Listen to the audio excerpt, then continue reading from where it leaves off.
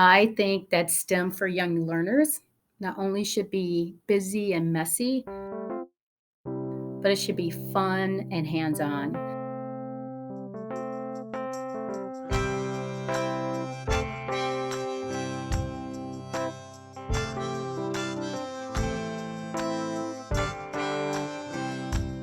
Welcome to Talking About Kids. I am your host, R. Bradley Snyder, researcher, activist, and author of The 5 Simple Truths of Raising Kids. There is a great passage on the U.S. Department of Education's website. It reads, "In an ever-changing, increasingly complex world, it's more important than ever that our nation's youth are prepared to bring knowledge and skills to solve problems, make sense of information, and know how to gather and evaluate evidence to make decisions. These are the kinds of skills that students develop in science, technology, engineering, and math, including computer science, disciplines collectively known as STEM CS. But getting kids involved in STEM can be tricky, especially when they are very young. So, to help explain early childhood STEM, I reached out to Karen Martinson. Karen is the founder of Early STEM Ed, an organization that supports parents, teachers, and out of school time professionals in establishing and maintaining early STEM education programs. She also happens to be the teacher that turned my own kid into a chemistry junkie, something I am very grateful for. This podcast was sponsored in part by the Arizona Department of Health Services Must Stop Bullying campaign through its Title V Maternal and Child Health Program. For more information, go to muststopbullying.org. And now, the interview. My interest developed when my son was born. He's currently 15 years old now. And when my ex husband and I were looking at daycares in our area, I noticed that the programming, the curriculum offered, it did not offer any science or any STEM. Mm, So as a person with a history and a love of science, seeing that it made me feel like my son would be lacking. hmm And the reason why that was important for me is because I'm aware that in the first 5 years, depending on the research, even 6 years of a person's life, that's our hardwiring stages. hmm So I wanted my son to be hardwired to have an appreciation, a love, and a passion for science, technology, engineering, and math. So I decided to create an early education center that mm, had an STEM focus, an advanced STEM focused curriculum. Now, I did that for a number of years. Unfortunately, my son became very ill mm, just at the peak of this center, and so I had to take a step back from that career and focus on my son's health. So um, that's when I walked away from the early education center and I got into the field of teaching. I okay. currently still work in the field of teaching, but I'm currently in the process of developing um, a company that hmm will help teachers and also students in early education STEM. So the name of the company that I'm in the process of hmm releasing is called Early STEM Ed. Okay. And so the goal of that will be to create curriculum for early education, after school curriculum for programs, and also provide some professional development for teachers who may have a background in science and who just want some new ideas, or for teachers who come from non science background majors. Wow. Well, I do want to take a quick step back. And I know we're Mhm. talking about STEM, but for those few listeners that still might be confused about what that means, I know that everybody's Mhm. heard that term. What do we mean Correct. when we say STEM? Well, STEM really, the acronym stands for science, technology, engineering, and math. But even just having those keywords thrown out, the average person still may not know the individual meaning Mm, of those words. So science, basically, it's the study of the world mhm, around us. So we take a look at what's happening in science. A science's job mhm, is to get answers to questions that they ask. hmm, So that's what discovery is. It's the asking, what is something? Why did it occur? Technology, essentially, in a nutshell, what that means is it's something made by someone that helps us. mm, A lot of people, if you ask them what technology is, they'll point to a laptop or their cell phone. But technology is apple hmm. juice. Technology is dog food, toothpaste, the clothing that you wear. These are things that are not naturally occurring in nature. So if it doesn't naturally occur, and if it was made by some process, that is Okay. technology. Engineering, what that means is it's a way to solve problems. So engineers take a look at the problems around us and they find solutions to make life easier for us. And mathematics, essentially, that's a language all in its own. So mathematics is a way for us to communicate um, in a different manner. For example, if we were to say, um, how long of a drive is Mhm. it from your home to your job? You understand that not only are you giving a numerical value, but you're also giving some unit of measure, 8 miles. Right. If they just said eight, that's an arbitrary number without the unit of measure. So it's a different type of language Hmm. system that we use to communicate effectively throughout the world.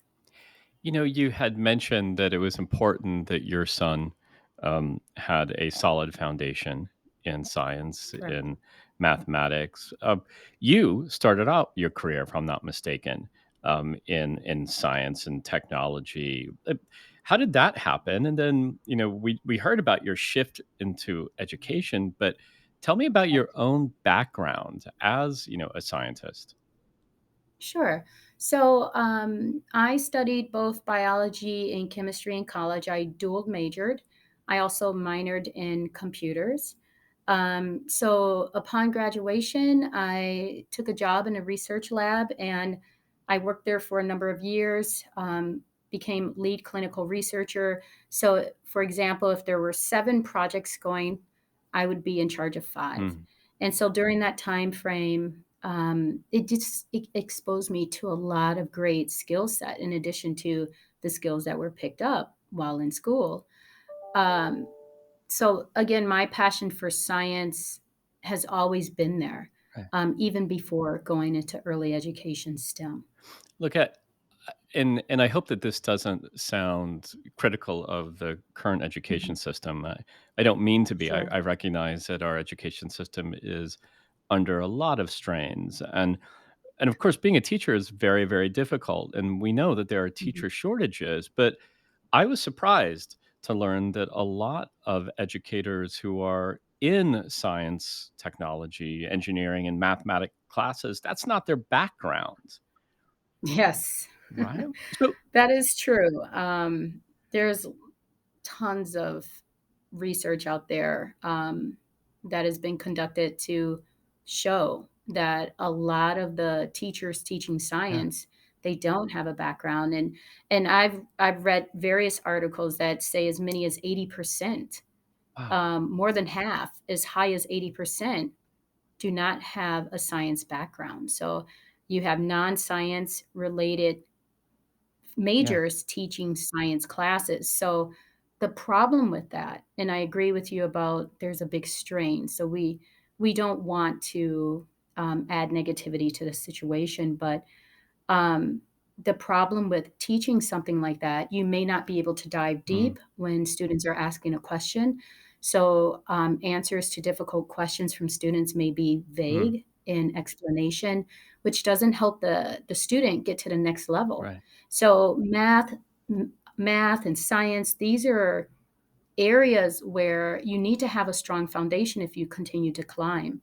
So, if you have an educator who's delivering a foundation that may not be strong enough, how can a student continue to build Mhm. skills to climb higher in it or even develop an interest? You again, having a person who doesn't have a passion for it themselves, how can they help their students develop a passion for it? Absolutely. So I was involved in a study of Arizona teens, actually.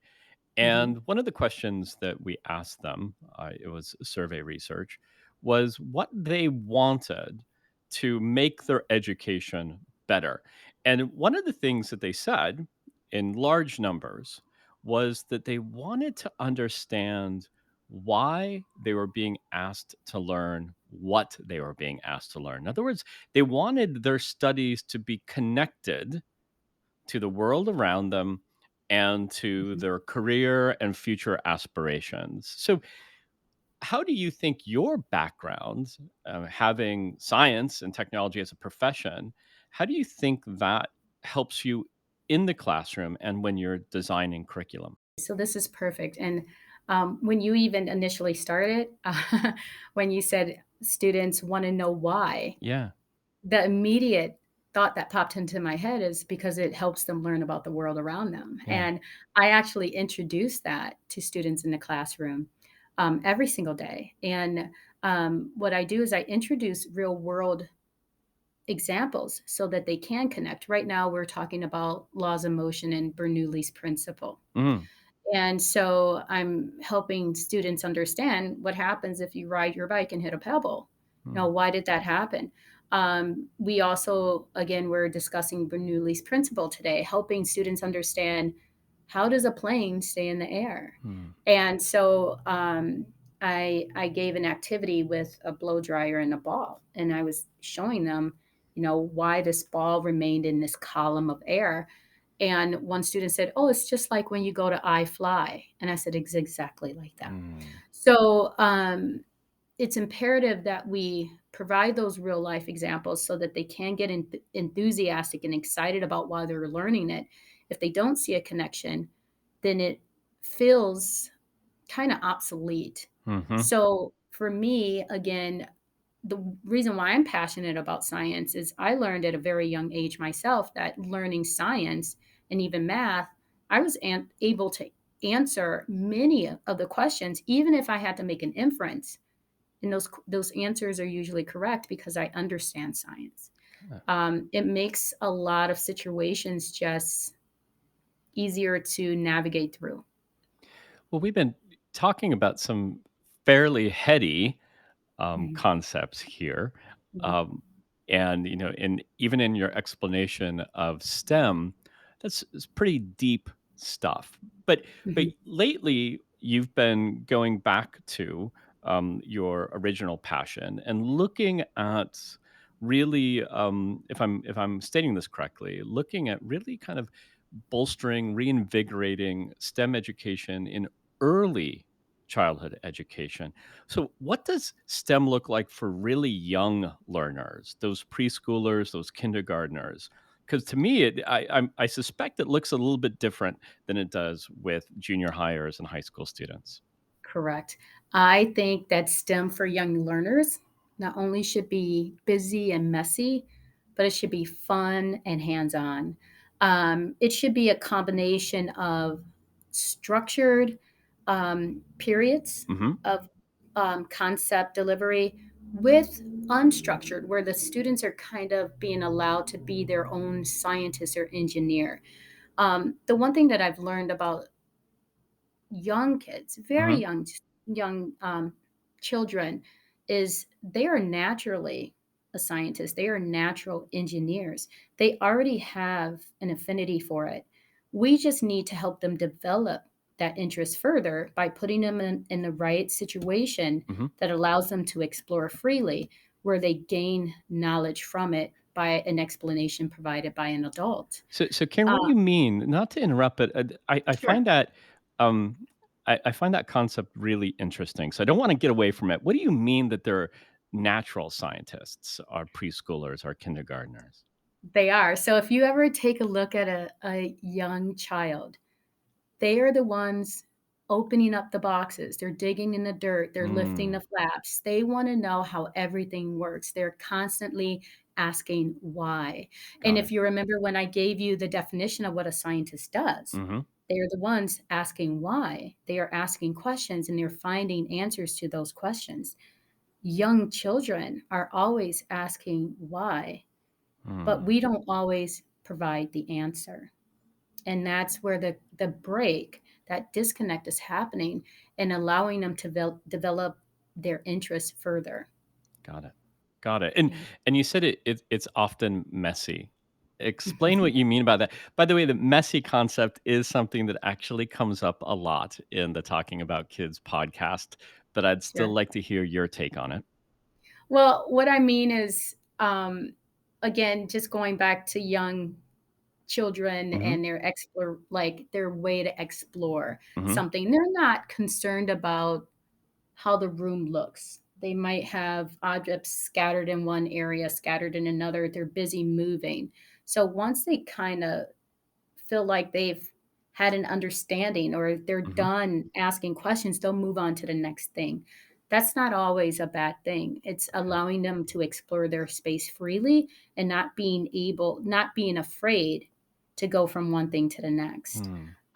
So that's what I mean about being messy. Right. Maybe, again, some things that we can do too that I think young learners really need is we really need them to understand that it's okay to make a mistake. Hmm. So many people are afraid to fail, but in what I see as a failure, I see that as a learning opportunity. So in my classroom, I start off by saying, we really aren't making mistakes. You've learned not to do it that way, but Mhm. you still learned something. So it's almost embracing knowledge regardless of which way it's given to you. And that is why I'm trying to start to deviate into this new path with the offerings that I'm starting to dive in. I really want to make sure that teachers have curriculum Mhm. and a way to deliver those concepts to students in a way that students find fun and exciting, where they can develop a passion for STEM.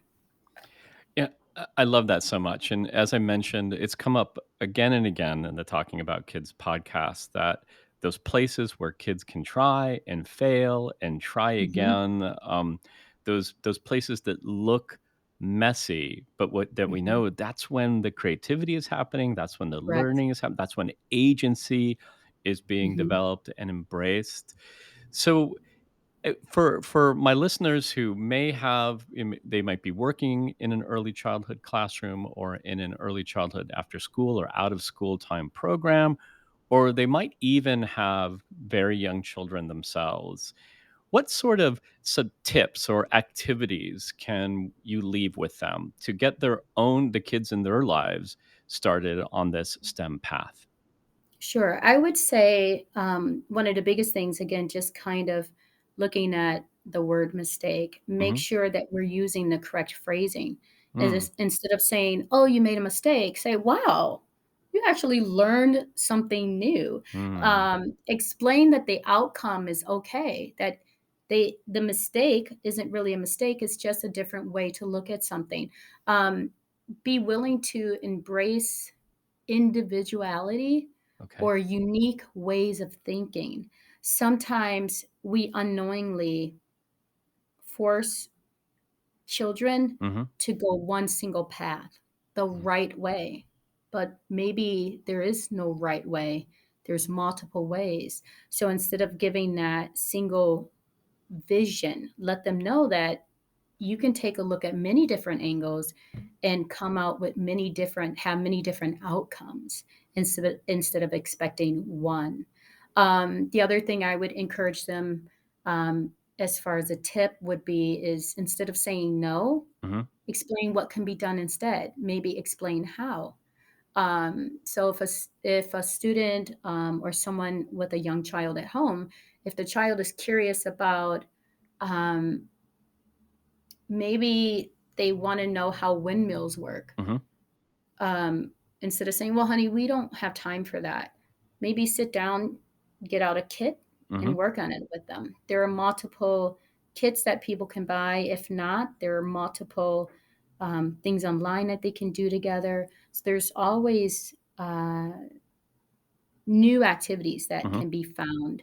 And again, going back to what I would like to do, um, I have found that a lot of offerings may not be early ed friendly.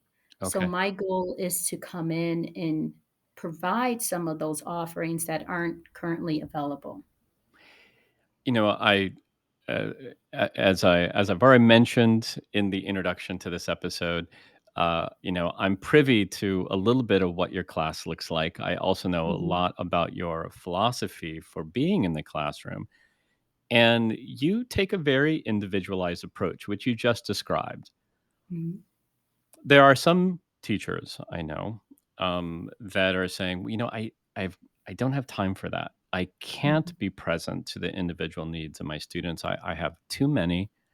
And so, what can you share?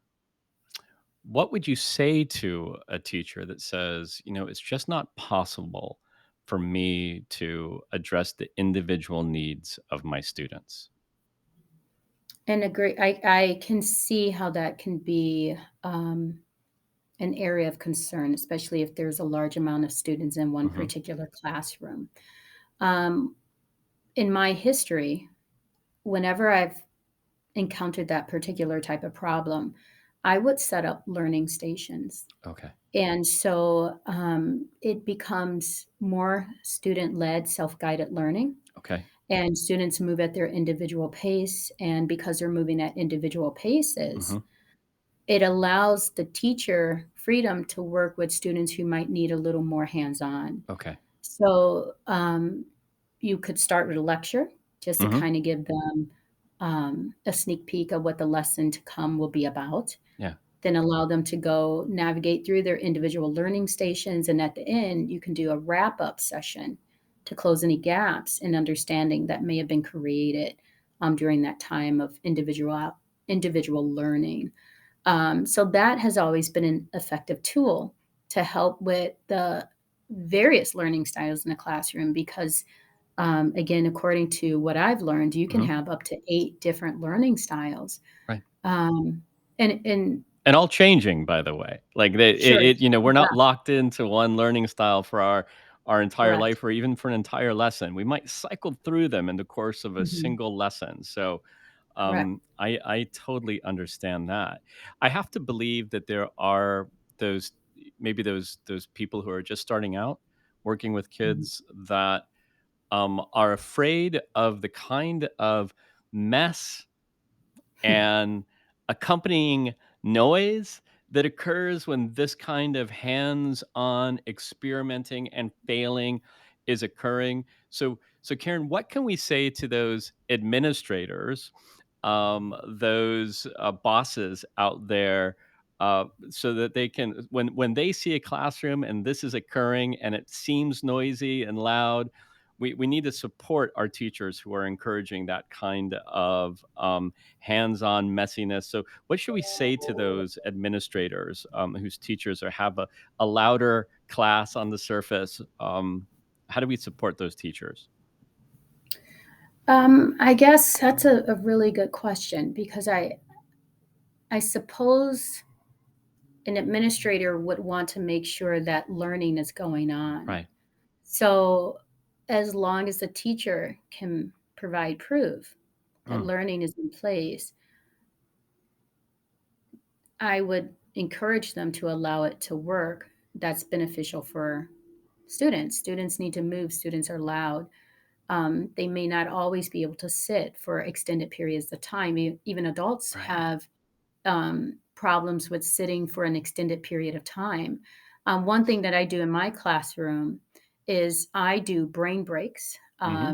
especially if we're having some heavy content.